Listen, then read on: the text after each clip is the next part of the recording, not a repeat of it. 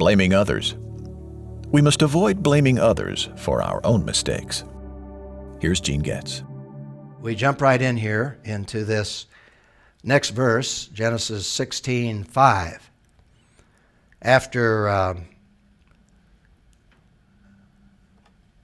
her handmaid got pregnant, and something happened. Sarah said to Abraham, she had some second thoughts here, by the way, "You are responsible for my suffering.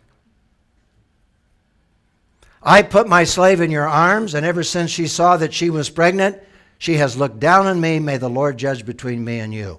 Sarah, whose idea was it in the first place?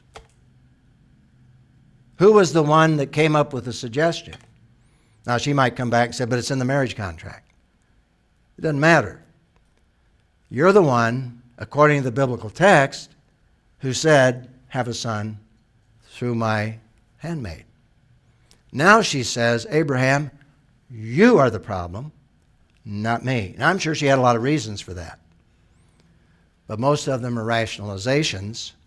And so consequently, there was a result of this sin, in spite of the fact that they were very ignorant of God's values, as we're aware of God's values. But there's a fascinating Proverbs. I was thinking about this because I've been working through Proverbs and editing the material for the Bible Project. And this proverb is really interesting. The earth trembles under three things. It cannot bear up under four. A servant when he becomes a king. And that can lead to arrogance. It's unbelievable. You have an immature person who becomes a king and is lifted up with pride, and you're going to see a lot of stuff happen that's terrible. A fool when he's stuffed with food. I mean, we could run with that one for a while. An unloved woman when she marries, and that has all kinds of implications, because if she marries and she's not loved, there's going to be a lot of problems and a lot of resentment and a lot of hurt. And we could expound on all the ramifications of that statement. But here is what happened in Abraham's situation. A serving girl when she ousts her lady. And when she got pregnant, she made fun of Sarah. She had arrogance. She paraded herself. She made herself feel like she was more superior to Sarah, which she wasn't. She was a servant girl. And so we see sin just penetrating this whole situation. And it's not surprising because, first of all, it's a violation of God's moral law that had happened, the one man, one woman relationship that God had established in the Garden of Eden. And, of course, Abraham is being called out of this pagan, polygamous kind of society. And of course, he's basically ignorant of the things that we know about. In fact, he was probably just a brand new believer, because if you go back to Genesis 15, where God took him out under the stars and said, just as the stars, so your seed will be. And Abraham at that moment believed God, and God counted him for righteousness. So that was probably his point of conversion. So if he was converted at this moment, after after years coming down into the land, he finally gets the picture of what it means to believe God and to have a conversion experience. He's a relatively new believer. And so he's walking through this predicament in this particular situation. Sarah turned bitter. She got angry.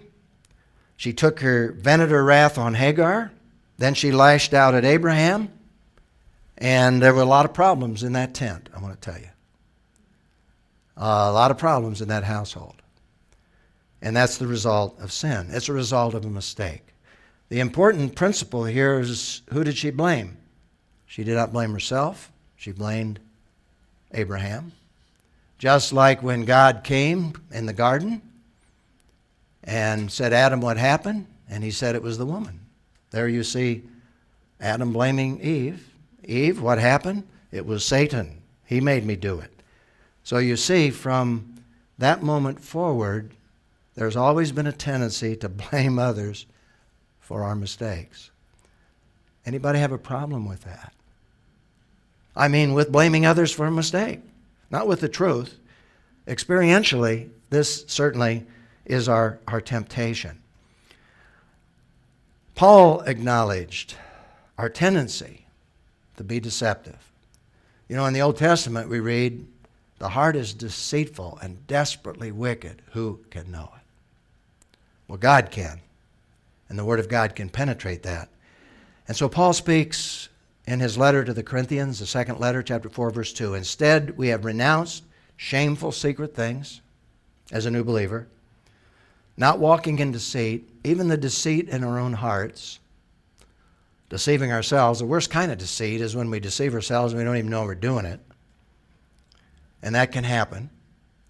Not walking in deceit or distorting God's message, but in God's sight we commend ourselves to every person's conscience by an open display of what?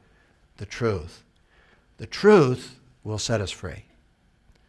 In our own hearts, in our relationships with others, and in relationship with God. So, question. What are some of the most frequent ways we rationalize our behavior, even as believers, and blaming others for our own mistakes? Well, if we could have a discussion on that, I think we could come up with a lot of points on how we've seen that happen in our own lives. I think we can go to two extremes here.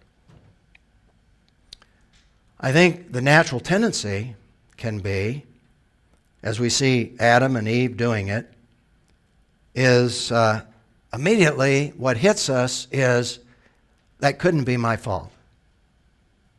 I couldn't have made that mistake. Someone else must have caused this. There must be another reason why I even made the mistake. Oh, I'll acknowledge it's a mistake, but it's somebody else's fault that I made the mistake. Boy, that's easy, isn't it? And one of the reasons for that is our insecurity. We don't want to take responsibility for it. It threatens us. It threatens our self-image. It threatens our perfection of ourselves and what we expect of ourselves. It relates to what other people think of us because we want to be seen as not making mistakes. By the way, most people see through that because we all make mistakes. And it becomes very obvious. And so we must be very careful. I do think it's possible to go the other extreme. And that is to take upon yourself too much responsibility and blame yourself immediately without giving it an objective point of view. And I think people with a pretty hypersensitive conscience sometimes do that. And we have to be very, very careful with that. I know in my own life, and I'm not sure which tendency I prefer, but I know one thing, that if somebody accuses me of something, one of the first things I do is I take a real hard look at myself and can't even think objectively about the fact that maybe I didn't make the mistake. And so consequently, I think we have to be very cautious we don't go to either extreme. We can easily take too much blame, put ourselves down, so we can't think objectively, or we can immediately blame others and not think objectively. Again, it comes back to balance in our lives.